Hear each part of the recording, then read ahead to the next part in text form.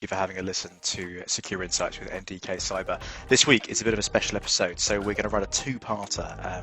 So we're going to talk through the challenges of OT security in the current landscape, the challenges with legacy technology, why a one-size-fit-all approach does not necessarily work like it could potentially do in the more enterprise land, and then we're going to flip the episode halfway through, and we're going to go into more of the future of OT security, how that looks going forward, talking smart cities, the development that's happening in that space, and all the challenges and ultimately what we're excited about moving forward. So two-parter, I'm joined by Danielle Jablanski.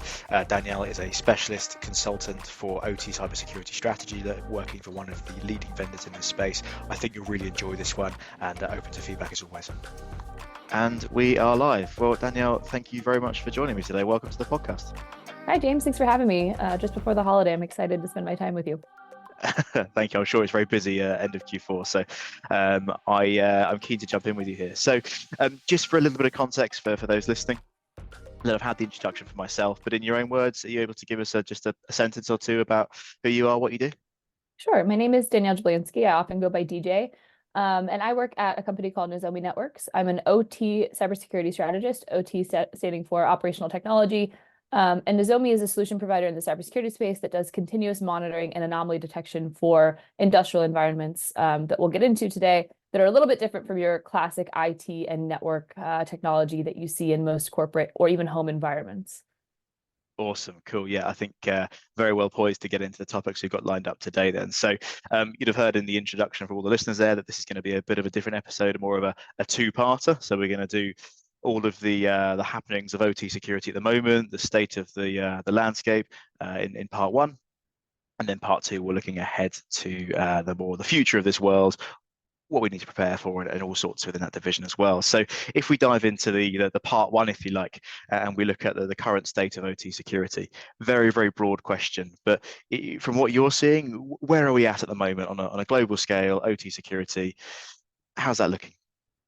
Sure. So first of all, I want to just kind of put our arms around what we mean when we say OT. So OT encompasses a wide range of machines and equipment with specific configurations for the environment that they're in. So this includes things like pumps, compressors, valves, turbines, and similar equipment that interfaces with computers and workstations like we typically use in daily work and home life.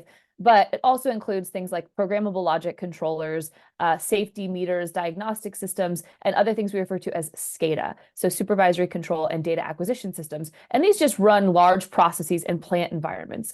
And the reason that we care about this from a cybersecurity concern over the last decade or more is that just like your commercial products are increasingly connected and networked, so are these systems and machines and equipment, but we're not thinking about them. We haven't been traditionally thinking about them in the same way we have these new age technologies that are hyper connected and hyper aware, right? There's more data, more processing, more analysis. That's still happening, but we haven't really secured these other machines and equipments that we're using in these process environments and plant environments to the extent that we should. In order to safeguard, critical infrastructure, the things we rely on most, water purification systems, electricity, of course, healthcare, buildings, your elevators and escalators that are being connected. So it really does now span kind of the whole surface of the earth, I like to say, in every type of automation process and key service or resource that we require for daily life.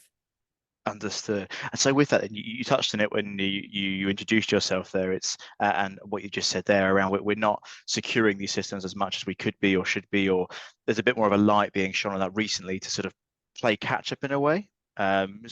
What's been the challenges there? Why haven't we been on top of maybe the security as much as we could have been? Where does that sort of come from? So I mentioned that these systems are in place in all of these different environments, right? Water, electricity, healthcare, transportation is another one. I could go on and on. There's many sectors that rely on these technologies, but these technologies are similar equipment. But I also mentioned the word configuration. And so they're used in many different ways. And so sometimes we talk about this on the hardware side as Lego blocks, because you could use multiple vendor systems and multiple pieces of equipment for something like a bottling facility or a conveyor belt, or even in an airport. Think about how many pieces of technology go into an airport or connected buildings today. It's similar systems, but they could be used in different ways, and there could be different criticality. So the deterministic nature of this technology we refer to as purpose-built makes it difficult because everything is customized for each and every process and operation by the end user. So it's configured and installed in different ways. And so if you were to go into one environment and see that, three pieces of technology are really mission critical, so we need to secure those, right? If those are the crown jewels and you wanted to, for lack of a better analogy, build a moat around those three key technologies, and then figure out their vulnerabilities and kind of do the assessment there, you couldn't then cut and paste that vulnerability assessment to any other organization, and certainly not other sectors. Even if they use the same technologies, it might not be the same level of criticality, or you might miss other mission critical components. And that's just when we talk about mission critical. Then you have to understand the other interdependencies of the business. So Colonial Pipeline becomes this classic example in the oil and gas space. Obviously tons of cyber physical systems for oil rigs, very distributed, right? And then, connected kind of in a domino effect sector. Their billing system was impacted by the ransomware.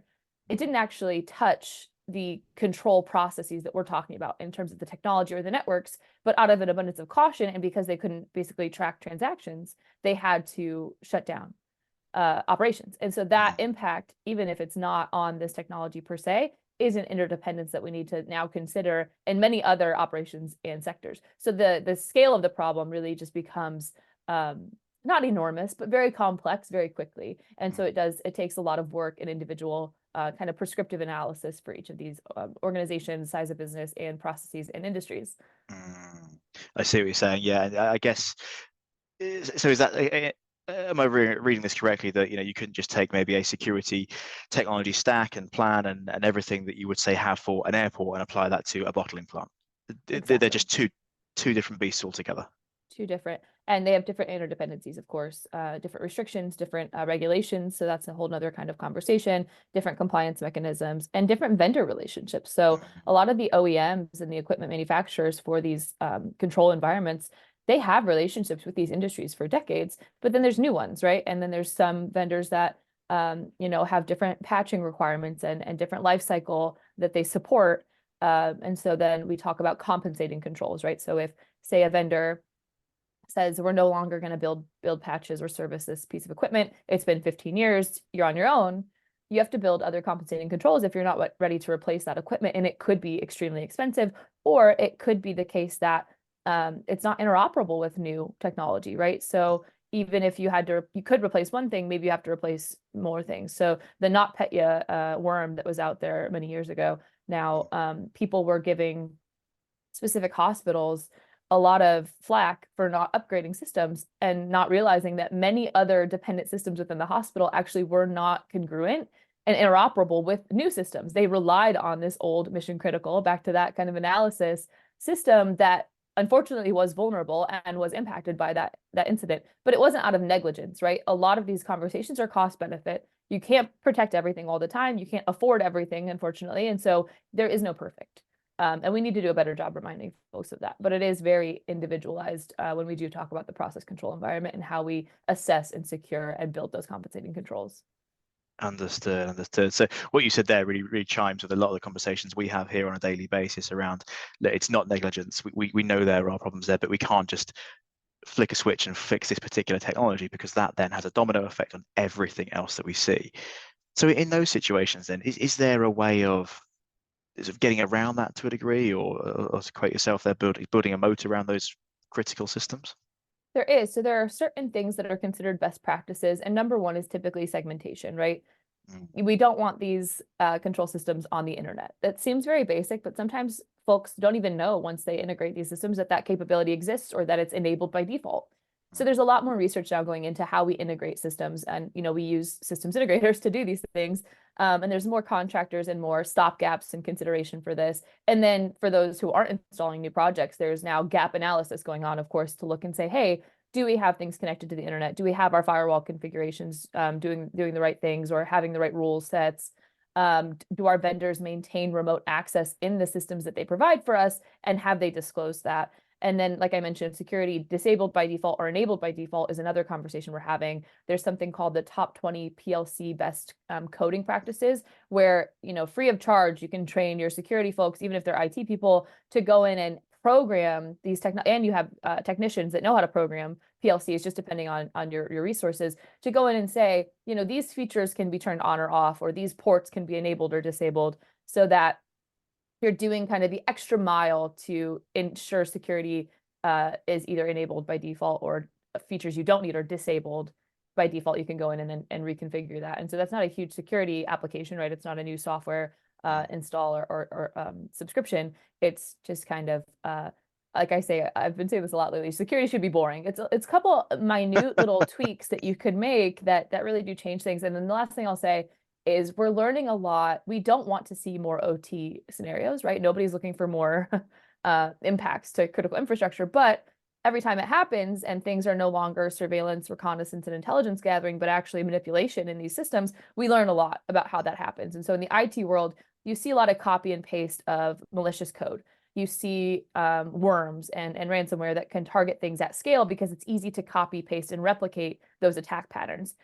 There's a good thing that you can't do that in OT because of what we just discussed. Those multiple types of configurations and mission criticality means that there are very few blanket worms, for lack of an analogy, that will impact operational technology in the same way. Doesn't mean that you can't actually attack multiple locations and facilities at the same time. It's just a little bit more difficult to have that expansive attack surface because of the multiple configurations and systems that we're talking about. There's tons of vendors out there. We tend to talk about the top ones because of vulnerabilities, but that could just mean that they have more products, they've been around longer, or they disclose better. So that's a whole policy conversation that shouldn't be a net negative, right? When we see Siemens has the most vulnerabilities in their systems, that's not necessarily because they're the most insecure. It could be that they do the most security research to make you aware of them. So that's another conversation we're having in the vendor space, working collaboratively with the manufacturers. I see. And so on this whole sort of topic, I guess, of doing more with less, if you sort of, in a way, ignore the industries that are a bit more mature, a bit further down the line, maybe through having bigger budgets or being regulated more heavily for many years. I'm thinking of those industries that are maybe smaller manufacturing organizations. Water wastage gets a lot of attention at the moment. Doing more with less, it can come down to things such as awareness and configurations, which, I'm not the purse string holders for those organizations, but that sounds a lot less expensive and needing maybe less buy-in and maybe getting whole new systems and technologies and everything else in play. Yeah, I constantly kind of hear this either or discussion. Do we invest in more security, or do we invest in newer technology and kind of hope that it's more secure by design? And it really shouldn't be an either or consideration. We've continued to say cybersecurity supports the business. And sometimes we forget that, but it does. It's a function of the organization that should support the overall mission and function of the business, not just, its own island. But that said, the considerations for technologies, security should be a part of the conversation every time. Security should be a part of the conversation at the board level, regardless of the size, right? Or at the top leadership level, regardless of the size of the business. We don't want to see bolt-on security, and we don't want to see assumptions. And the real problem with this is that when we get down to contracts, there's always those race to the bottom in terms of what's most affordable historically. That's changing a little bit. And these RFPs, these requests for proposals, typically don't include security. So unless it's a enforced compliance measure, it's ignored a lot of the time. And we're starting to see that change because now people are evaluating the costs of ransomware. They're evaluating the losses from security, the production value, the mean time to recover these processes, and understanding that security needs to be part of the conversation from the get-go. And this kind of last 10-year obsession with centralization of data doesn't help us from a security standpoint. It actually could be a critical failure, right? So that those conversations are also ongoing, and it's been really beneficial to see everyone aware that, a data lake isn't going to fix all your problems. And, also having all of your data in one place without the proper analysis tools and understanding of bespoke technologies, like when we talk about, PLCs and SCADA technology, the protocols are all mainstream, I would say. So they're not protocols that most IT analysts or even not regular, but either cybersecurity experts have been indoctrinated into. So it's a learning curve. But those learning curves, there's people, that the awareness is growing. So people are obsessed with this space, and I'm one of those people. And I think, we're only going to continue to benefit it and stay ahead of, potentially catastrophic incidents. Indeed. And just pulling on something you said there around sort of the buy-in, I guess, for OT cybersecurity is getting there, and then we're seeing more of that now without just being to tick a compliance box, for example. But And I read a report recently that talked about a lot of CISOs are now taking responsibility for the OT side of the house as well as the more enterprise technology with positive effect. Is that Mhm. something you're seeing? Is that sort of coming under the CISO's umbrella with good effect and as a Absolutely. And result buy-in maybe? Sorry, go I on. will say that there's been a lot of federal government awareness internationally, Mm, not just in the US, around cyber physical impacts or operational security. And then Nozomi also always refers to operational risk. And there's this literature out there about the loss of view and loss of control scenarios for these process control systems. And we've returned to that scope. And I like that we're returning to that scope because it focuses on the impacts. So like I said before, the copy and paste, threat out there of many threat actors doesn't necessarily fit the mold for the worst case scenarios that we see in OT and ICS.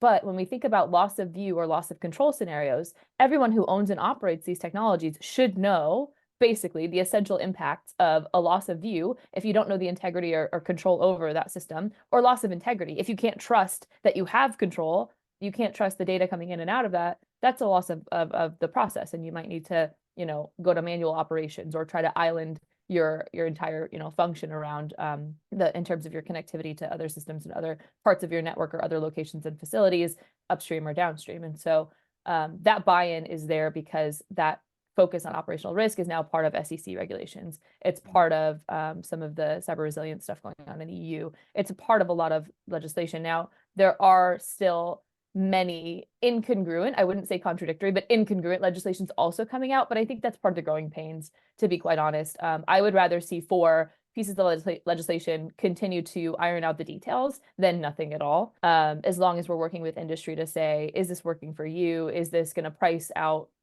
competition in the market? Because we want to see, fairness in the markets. We want to see multiple providers because that actually broadens the attack surface, which ironically is good for us because if you have 3 providers of water in the world, right, that's an exaggeration, of course, but mm, that's a bad day for mm. cybersecurity and Yeah, redundancy, which matters a lot. I see what you mean. I see what you mean. And so, if I'm in an organization now, I spoke to somebody last week on this, and they were talking around, putting it in real life business terms to get buy-in from CISO, but also CEO and other board members as well. If I'm struggling to get buy-in for my OT security, I understand it's there, I need it, but the business isn't really bought into what we're doing here. Is there anything that you've seen that's particularly successful in terms of getting that buy-in, getting those people on board, and maybe getting that approval, not necessarily for huge new technologies, but even that ability or extra headcount to be able to do things like awareness or reconfigurations, for example? Sure. I've seen a lot of really good consulting firms. There's still a lot of small consultants that really do know OT and ICS that can come in and again, not selling you a new solution, not selling you $1 million subscription to a software Mm, license that'll, fix all your problems overnight, but come in and say, let's do some of this analysis. Let's do some of this gap analysis. And I've seen that be really successful. So, paying for a consultant service or an assessment to start is typically pretty affordable for most organizations. I've mentioned the SEC a couple times. That's obviously a forcing mechanism because it's required now for disclosure, but it doesn't require you to do more or less. It requires you to tell the SEC what you're doing currently. So that kind of disclosure is interesting as a baseline. The CPGs that CISA put forth I think about a year ago, cyber performance goals. It's another way to baseline. You don't have to pay for anything. You don't have to enforce anything. Totally voluntary. And there's a couple of different ways you can approach it. So it's a flexible model. It's not a mandate, of course.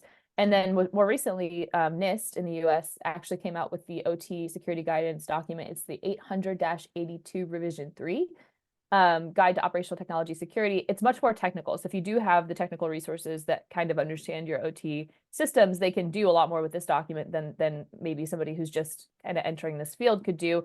But they go through and they actually have a couple of scenarios that are kind of general. I was speaking before, like there's not a lot of attacks that will actually hit every single component of every sector, right, that relies on operational technology, but they do have these kind of set of general scenarios. And I think once you take those scenarios to your leadership, that's also a good starting point. So again, ignoring all the technical, just taking those scenarios and saying, hey, one of these scenarios actually discusses what would our operators do or how would they know if bad information came into these systems?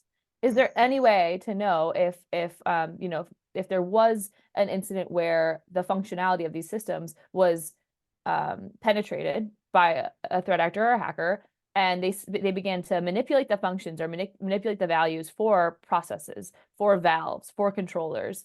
Would we be able to know it?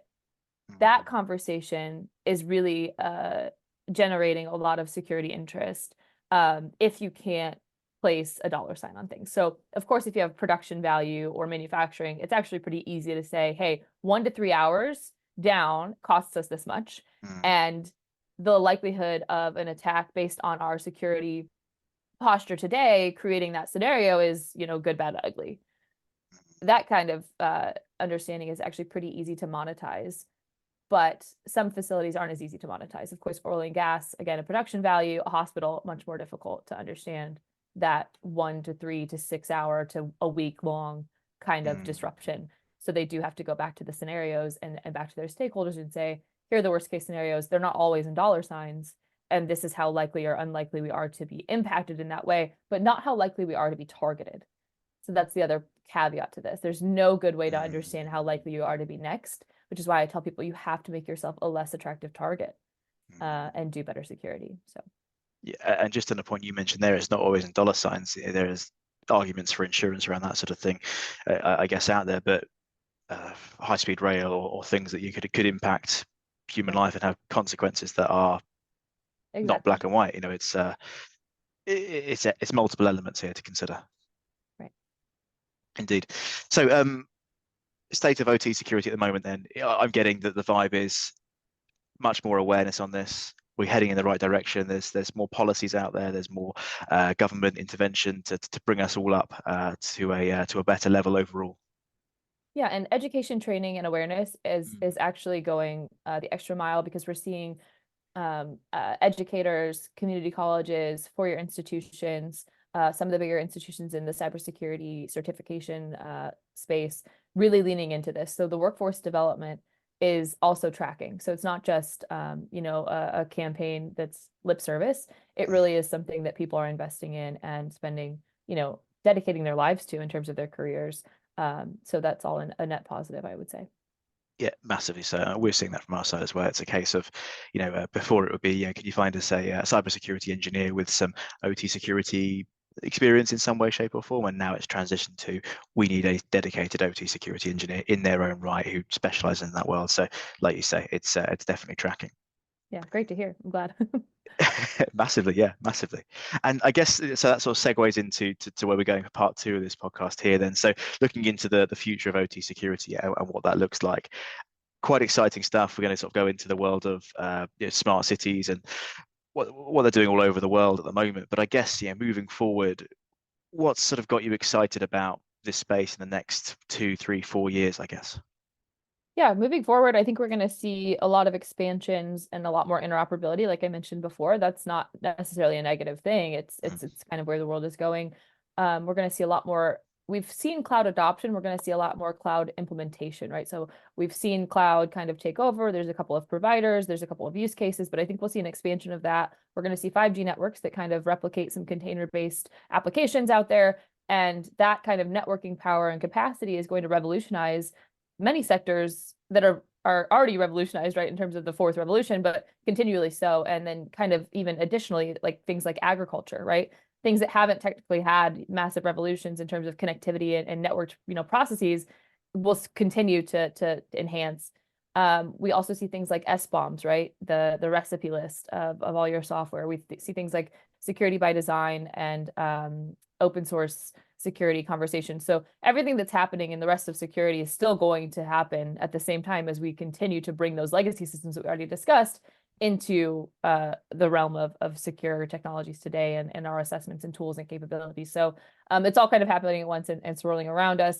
And then on top of that, I mentioned analysis, right? It's not just great to have all of your data in one place. You have to do the right understanding and context. And so where we're trending as a company and as an industry is the context awareness for those processes, being able to automate and understand when things are out of spec. So machine learning and AI applications for these kind of bespoke technologies, and then the understanding of the rest of your network capacity, capability, and what looks normal, right? Your baseline for traffic and configurations. Being able to then understand the deviations from those norms based on machine learning is kind of where we're tracking on the security side. And then on top of that, how do you use the fewer resources to be able to analyze and assess and prioritize? So I really do think the future of this is going to be all about prioritization. We're never going to be perfect, like I said, and we're going to continue to see IoT.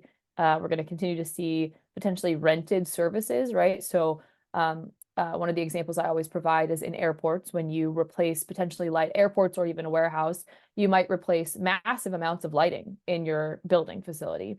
And you might want smart lighting because smart lighting could be safer, right? It could illuminate based on motion detection. It could do efficiency awareness to say that your usage is higher or lower and be able to cut back on your energy bill. There's a ton of good use cases for these smarter, more capable components that you don't think of every day. Lighting is not something you think of as smart, but there's a whole system, or there's a whole industry out there for smart lighting. But you might not be able to afford that installation today. So you might work with that company and say, I'll pay for this over time in a subscription model, but you'll give me the hardware today and the capability and enhancements in the system, but I don't own it. Mm. So if that's networked and it's an See what access you mean, vector yeah. into the rest of my facility or the rest of my operations, do I own the security? Do you own the security? What's the liability? What's the third party risk? This goes back to your insurance conversation, but all of those conversations are going to continue to be more complex. Like I said, even talking about just legacy systems as we continue to enhance the interoperability of multiple, pieces of equipment and systems that are either rented, owned, operated, subscription models, networked, not networked, potentially connected to things they shouldn't be connected to, or even having, remote access. So the future of this landscape is interesting. I think SBOMs do definitely have a role to play, and then regulation, right, will definitely continue to change the landscape there as well. Awesome. So there was a lot you touched upon there. So you mentioned around the prioritization is going to be huge, and how we tackle that going forward with maybe limited resources. Do you mind sort of going into a bit more detail on that? Is that okay? Yeah, of course. It's even relevant for the NIS2 regulation in the EU. There's actually a proportionality clause in there, right? That says based on your revenue or based on your size, we expect that you do security in proportion to, your operations.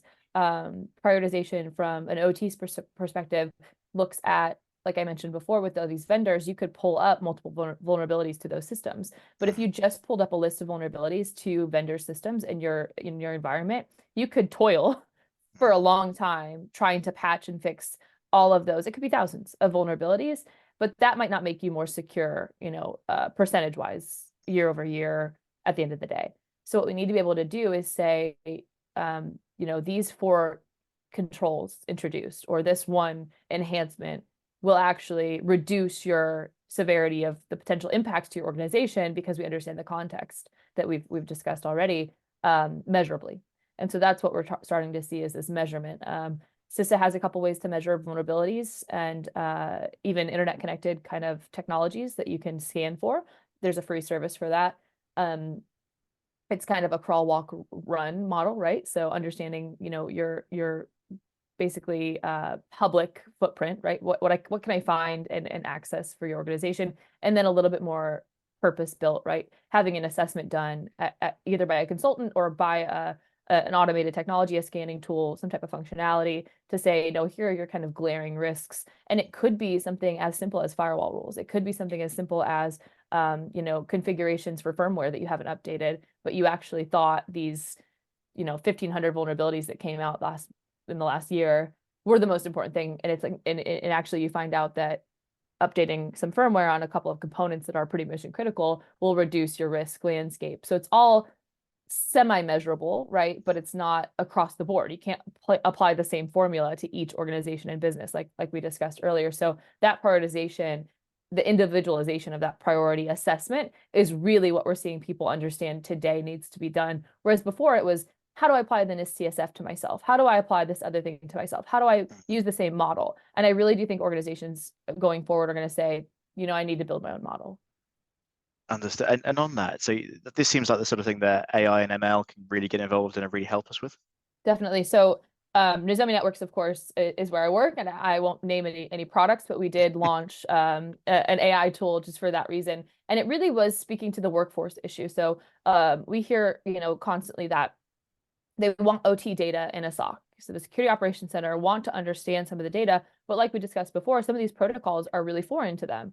And so we've tried to build out some of our capabilities to have more human readable context so that folks don't have to go into our tool and kind of pipe in some code to say, hey, show me traffic from these products, these vendor products that speak this language in these terms where do they exist, how do they connect, and what are they communicating? Instead of being able to pipe that in some, code, you can actually go in and say how many when was the last time these set of systems were updated? What's the configuration setting of these? And so that human readable portion is much more important, we think, than being able to analyze everything in code. And so that workforce issue we're trying to overcome so that folks can just go in and say, what does this look like today? Can I build a report? Can I manipulate that report for what I need? Can I map this to the CSF? Can I map this to NERC CIP compliance? Can I map this to the 62443 standards from ISA and IEC? That kind of prioritization internally really has to be in the eye of the beholder, right? Because if it's not useful to your whoever's in charge, it just becomes another feature that is a sales pitch. And that's not what we want to see. So AI and ML are definitely doing the work to do baseline understanding of networks, just like they are in IT, and being able to put that into context and say, focus here, and here's why, if that applies to your industry and all of the technology that you actually own and operate. And so that's, again, very purpose-built for each and every organization. There's a couple companies doing that today. And I do think going forward, especially with IoT, you'll see bigger companies want a piece of that puzzle.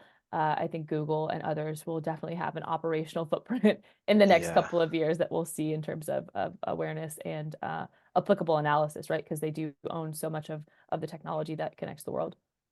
Indeed, indeed, and we're hearing some noises of that already. So yeah, I think that's a fair prediction for sure. So what about if I'm a stock analyst, for example, could I sort of pick up the OT side, like you just said there? Is it, as long as those reports are actionable and it doesn't have to be maybe this sort of completely different area of cybersecurity that I'm not in tune with at all, I can transfer over? Yeah, people disagree on this, and I think that they're a little bit too hardened in my perspective. So Okay. operational technology and industrial control systems are different. And if you come in with an IT background and think that all of your IT awareness and understanding in tool sets, right, that you've built up are going to work for OT, it's not going to work, right? You're gonna fail. And that's just because it's different. But if you come in with this basic understanding that, some of these systems can't be isolated because the rest of the process does revolve around them, or there might be interoperability issues if you do update them, right? That might not work with everything else they're depending on.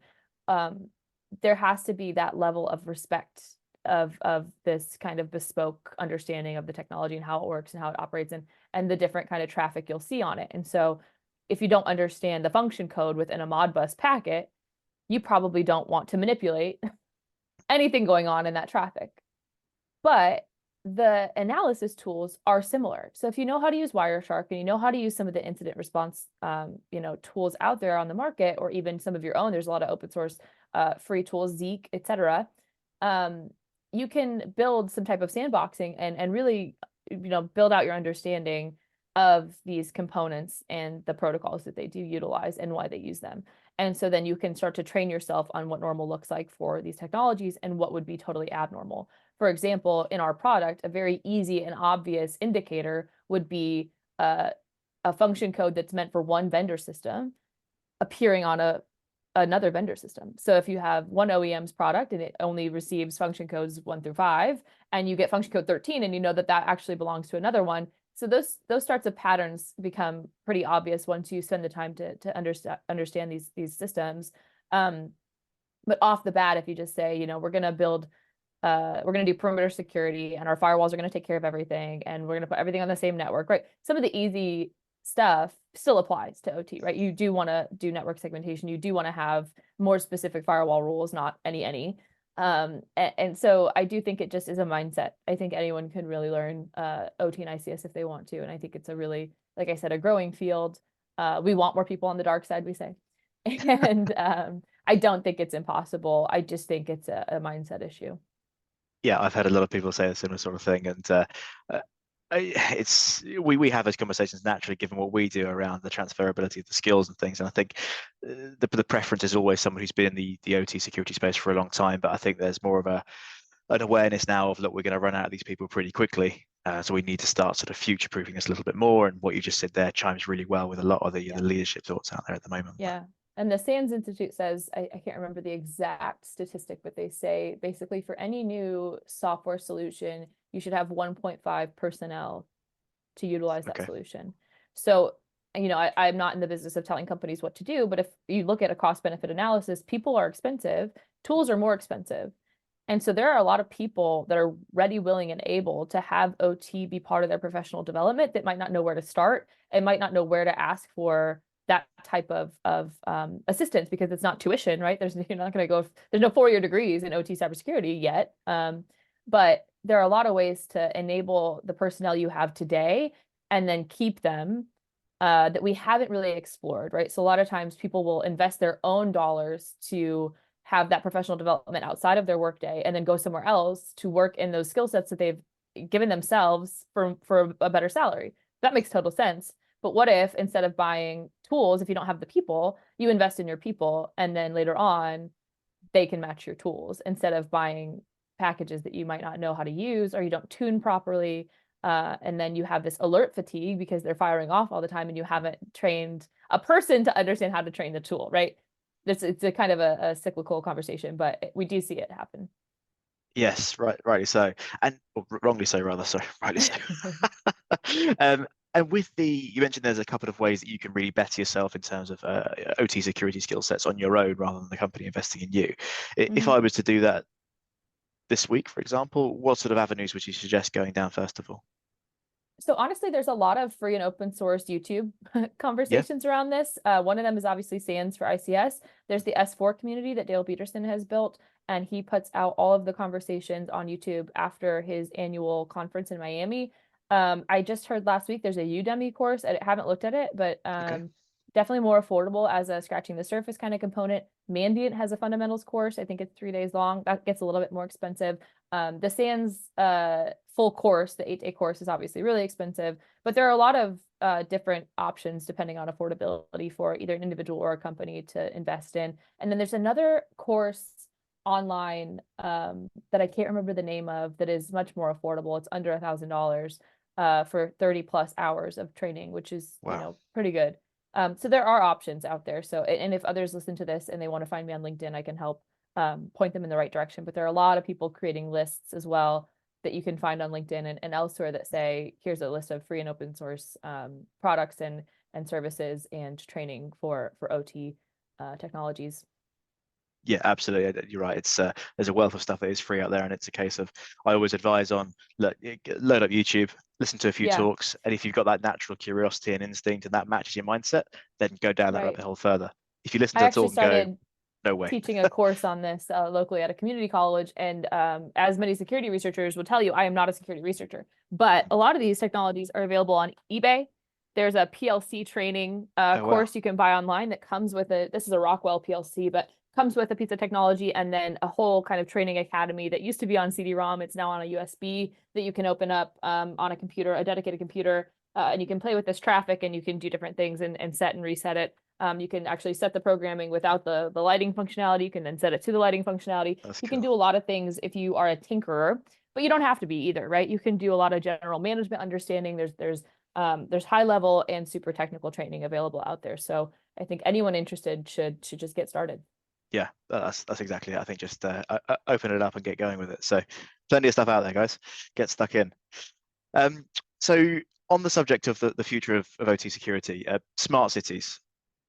It's sort of in my mind, I think Futurama, that sort of thing, flying cars, all that good stuff. But so, yeah, so smart Yeah. cities are on the way, and there's the is it Neom in Saudi Arabia that's being built at the Yes. moment, Yeah. or under construction in some way, Yes. which is next level, sort of really in the Fantastical is what future. I like to call it, right? Yeah, I don't have words for it, Right. Um, this is something we're hearing more about, we're seeing more of, which is great, and there's obviously huge benefits to environmental and leisure and everything else in between. But Mhm. where the security comes into that, are we sort of mature enough to get that security within those cities or Yeah. builds? So a favorite response is always, it depends. Mm, Um, this landscape is really interesting because it is just heightened connectivity at the end of the day, and it just depends on how you procure and secure technologies. So if you're doing security via the procurement process and you're choosing vendors that have security promises, right? They support the devices for a long term. They can do centralized updates in some capacity. They tell you to change, they have security enabled by default, or they let you say, This is how, when you install this, you can change the hard-coded password, for instance, things like that. Then that's a good curve to have, but it's not enforceable. It's not across the board. So people really need to do, I mean, planners, right? City planners, governments, developers need to do the due diligence around security that is not required of them if they want these technologies and components to be secured over time, and as more come online, for lack of a better term, but really localized, as more become centralized into one place, these multiple components, even if you do the due diligence for security on 9 out of 10, the 10th component, or the 10th, it could be a fleet of autonomous taxis, it could be anything, might be the access vector, depending on the level of centralization of your networks and your capacities. We've seen cities replace their parking meters with smart technologies, and I've seen hard-coded passwords not changed on those meters. I've seen meters buried underground. And so is it an issue? Is it not an issue, right? If it's underground, do you dig it up to reset what do you do? And I really think that the legislation is what's going to change the innovation cycles for this. Saudi Arabia and many Middle Eastern countries spend roughly 25% on cybersecurity from the initiative. That's unheard of anywhere else. I would love to see it be 25% across the board, roughly, right, on every kind of project, but that's not the case. And then many projects outside of the Middle East are pilot, so they're not as wide or widespread at first. So we, even in Dallas, I refer, we have a pilot project for autonomous trucking going on here. But luckily, it's not 100,000 trucks, right? It's a handful, and they're going to see how it goes. And so it's a lot of trial and error, of course. But what I wanted to say about regulation is we see more emphasis now on device level security that used to be considered impossible almost, right? Because those devices would be brought online, they'd be interoperable, and then they'd kind of be the end user's problem at that point.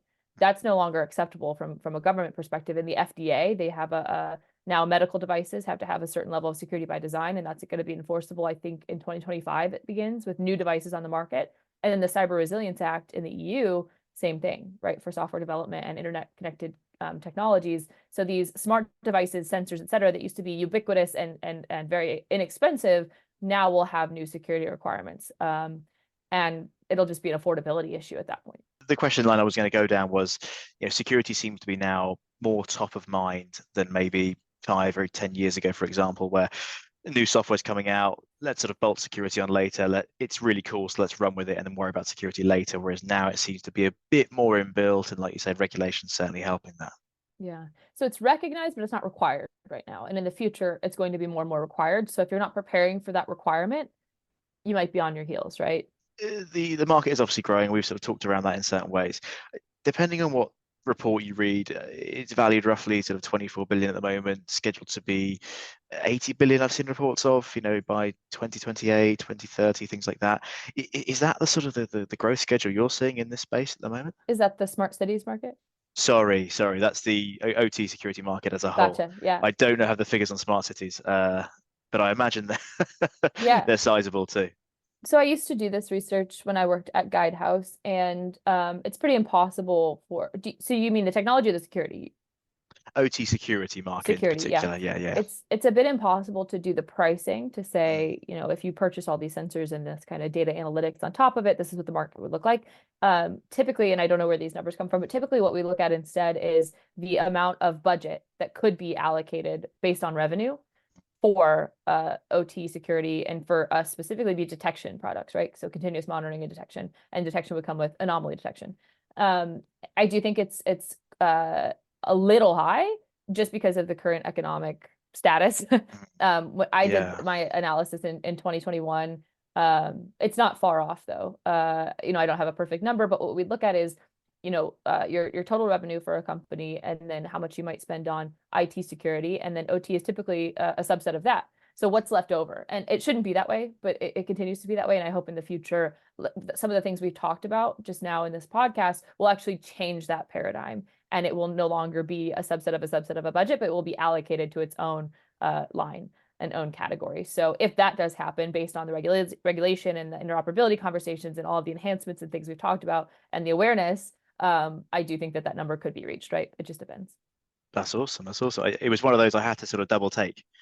Someone mentioned it to me. I sort of did a quick sort of bit of fishing around 18 months or so ago, and the numbers keep going up. So Well, you have to think hopefully, about how hopefully it many helps. sectors. This is the Mm, other thing. So when I did the analysis, I only looked at four sectors. I looked at energy to include oil and gas and electric.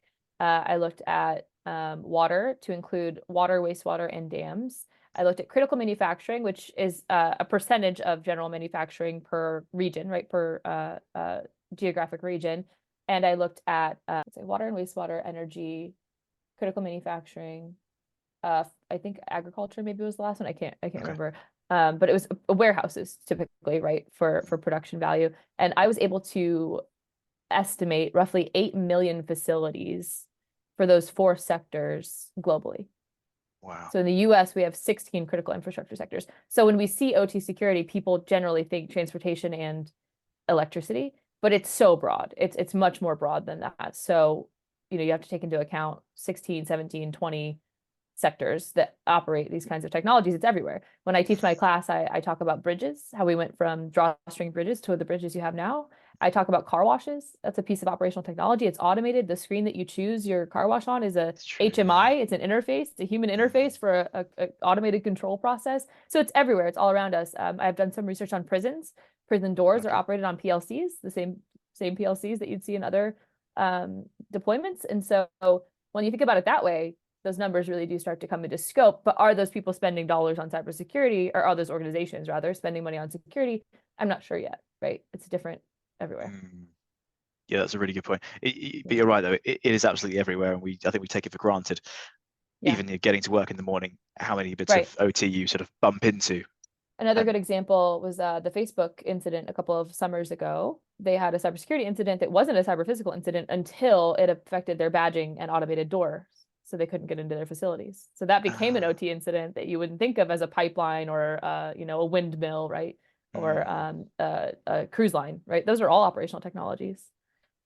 this is true. Yes, Right. access management comes right into the forefront of it. Exactly. Right. It's Right. crazy.